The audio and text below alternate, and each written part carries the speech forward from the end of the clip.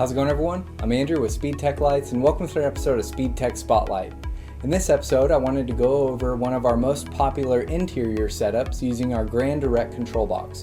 So I have my GranDirect here, and I have my MultiColor Raptor linear visor bar, so I can go ahead and activate my visor bar.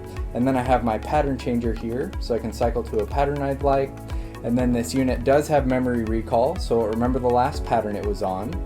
And then you also have your independent takedown function here. So you have your two takedown lights, and again, those do operate independently, whether your light bar is flashing or not.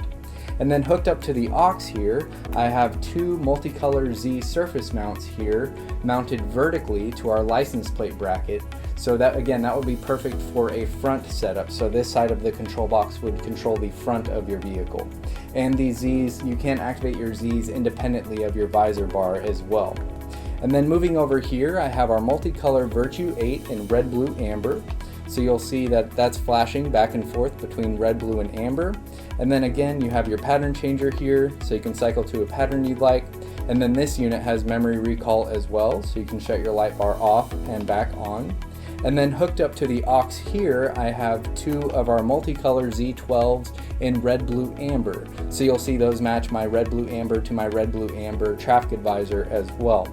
And then again, you do have your traffic advising feature here on your MultiColor Virtue 8 that you can activate, and you can operate these independently if you would like to as well. So you can just have your Z's on at the same time for your front and back, or you can have your visor bar and your traffic advisor on, or you can have all of your lights running if you activate all of the switches. So you'll see that you have plenty of versatility with the GranDirect control box using our Raptor visor bar, a Striker or Virtue traffic advisor, and our Z surface mounts. And my Z surface mounts are mounted horizontally to our license plate bracket here, and here they're mounted vertically. So you'll see the two ways you can mount your Z surface mounts on a license plate bracket.